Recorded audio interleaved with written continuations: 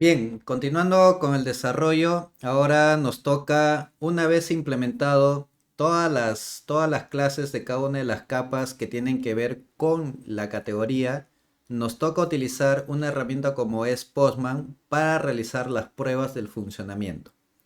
Así que para eso vamos a pasar a nuestro entorno de desarrollo para enseñarte esa demostración que es realizar las pruebas utilizando Postman. Una vez que hemos terminado, un dato importante, ya en Postman tenemos que crear lo que son las colecciones y en base a esas colecciones ir organizando las peticiones o lo que se conoce como requests. Entonces voy a abrir lo que es Postman, por acá ya lo tengo. Yo ya tengo un ejemplo que iré utilizando para no escribir todos los ejemplos, ¿ok? Pero no te preocupes, o sea, la parte de la creación de la colección sí te lo voy a explicar paso a paso. Pero cuando llegue el momento de utilizar los ejemplos, ingresaré a esta data, copiaré algunos ejemplos para realizar la prueba, ¿ok? Entonces, una vez que tú ya has creado tu cuenta, has configurado bien Postman, en la parte de acá vas a encontrar una sección que dice colecciones, al costadito un botón de más para agregar una nueva colección y voy a agregar una colección en blanco. Y a esta colección le voy a colocar como nombre el del proyecto, Web o Book Hub. Una vez que tengo la colección creada, voy a ir a la sección de variables y en la sección de variables crearé la siguiente variable, base URL, la URL base. Y acá colocaré tanto en el valor inicial y en el valor actual la siguiente información. HTTP, dos puntos, diagonal, localhost, perdón, localhost, dos puntos, 8080, diagonal API, diagonal B1. Este dato, ¿de dónde lo estoy sacando? El 8080 es porque cuando ejecuto el proyecto, por defecto, recuerda que Spring Boot viene con un contenedor que se llama Tomcat. Y Tomcat lo que hace es ejecutarse justamente en ese puerto que es el 8080. Y la parte de diagonal API B1, nuevamente recuerda que eso se configuró en la sección de application.properties acá, que es la ruta base. Entonces, esa variable lo que pretende ser es eso, la ruta base o la URL base. Una vez que ya tengo esa variable, voy a organizar mi colección. Lo que hago es acá en los tres puntitos agregar un folder al cual le voy a poner como nombre category. Y en este folder es que voy a crear todos los requests de acuerdo a los métodos que implementé. Voy a comenzar, voy a cerrar esto para no distraerme. Esto de acá ya lo puedo cerrar y agrego la primera petición. Lo primero que voy a hacer es que como yo ya tengo data en las tablas, voy a probar lo que es el get, el obtener un listado de categorías. Entonces vengo acá y en el nombre le pondré obtener todas las categorías. Y acá escribiré la URL, pero solamente lo que falta porque la ruta base ya lo tengo, diagonal, perdón, paréntesis, paréntesis, o perdón, llave, llave, base URL. Dos llaves de apertura, dos llaves de cierre, diagonal, y luego completo con la URL que he colocado en cada una de las clases. Si voy acá, nuevamente al controlador, acá vamos a poder observar cuál es esa ruta base que he colocado, que es esta de acá, diagonal admin, diagonal categories. Y esa es la que voy a pegar acá. Guardo con control S y voy a enviar mediante seleccionando este botón que es send.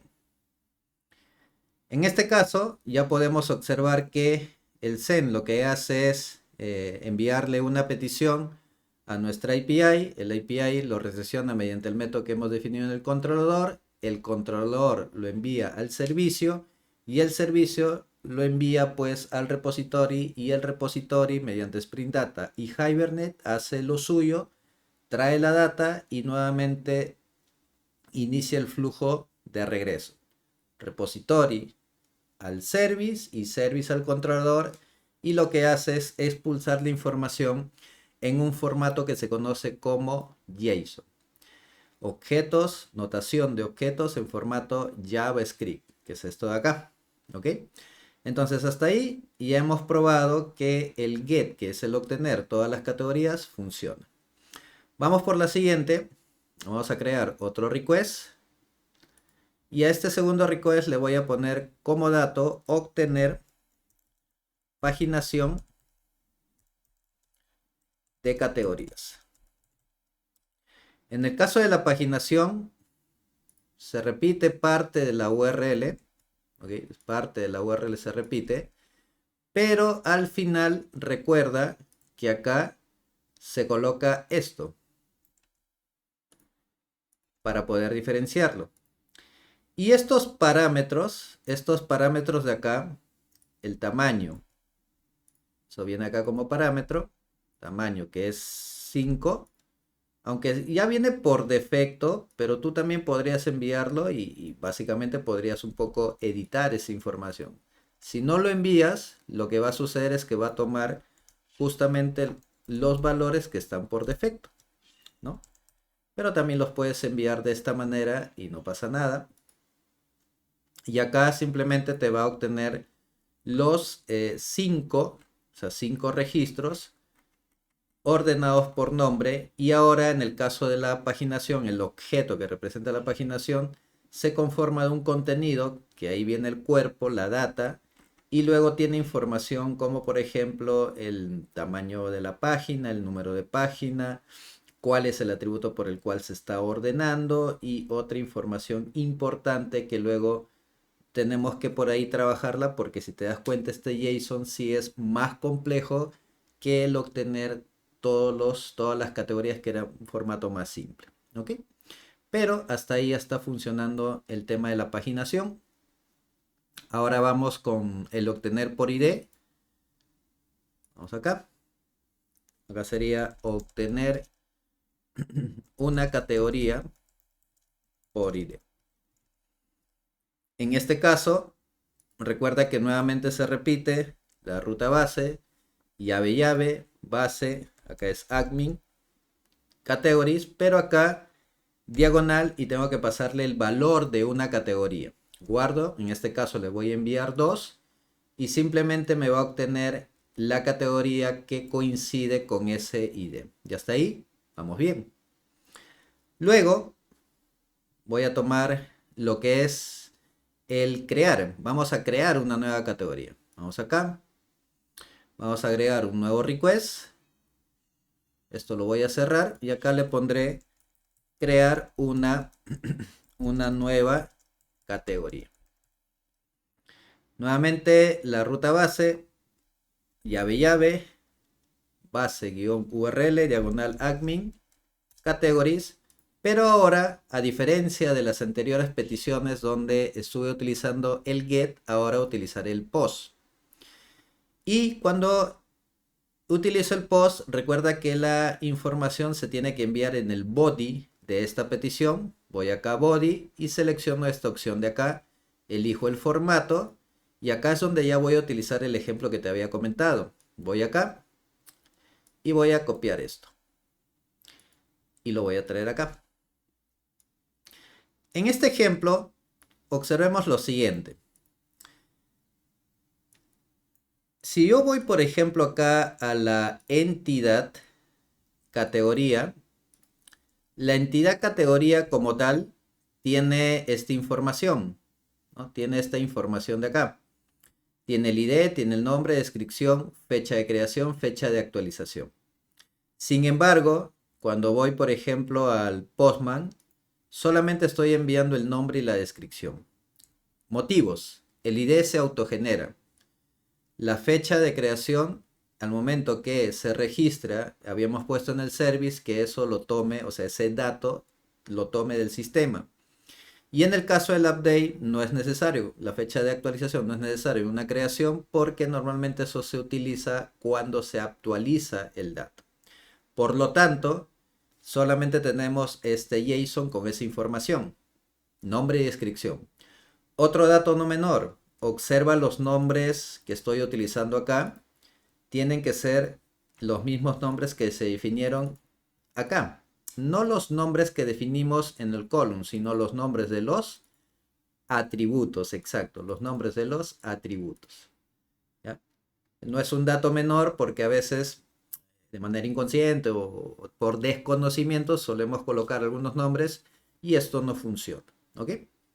Guardamos con control S, zen, y ahí ya, al momento que se procesa la información, recién aparece la fecha de creación. Ese sí es un dato visible. Y aparece un ID que se está autogenerando y con eso ya se hace la confirmación que hemos creado ese registro en nuestra base de datos. Continuamos, voy a cerrar esto, voy nuevamente a la colección y ahora nos toca crear lo que es la actualización. Entonces, vamos acá. Vamos a colocarle actualizar, actualizar una categoría.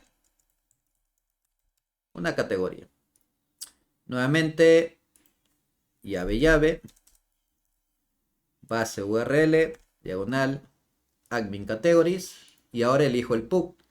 El pub, recuerda que es un verbo que representa la actualización de todo el objeto. También hay un pad que representa una actualización parcial. En el caso del put, sí necesitas enviarle toda la información del objeto, así algunos atributos no se vayan a actualizar. Y en este caso, tengo que enviarle el ID como parte de la URL de la categoría que quiero actualizar. Y en vez de el 109, si no me equivoco, fue el último que enviamos. Voy acá a body, ¿no? Elijo esta opción, formato JSON, no te olvides. Y nuevamente voy a mi ejemplo, voy a copiar este valor, lo voy a cerrar y voy a copiar ese ejemplo con el cual voy a probar. Zen y se actualizó. Y ahora sí aparece la fecha de actualización. Finalmente vamos a hacer el eliminar. Vamos acá. Voy a copiar esta URL porque en el caso del eliminar es igual, le tengo que mandar el ID, pero ahora simplemente le tengo que enviar o seleccionar lo que es el delete. Guardo, envío, y en el caso del eliminar, recuerda que nosotros habíamos dicho que devuelva como respuesta el no count. Para verificar si es que ya no existe ese ID, voy a copiar este número, voy a ir al obtener, voy a reemplazar por este 2, guardo y no existe. Pero como todavía no tenemos un control o un manejo de secciones, recuerda que nosotros en el código del servicio habíamos indicado de que si no existe, simplemente ejecuta un runtime exception.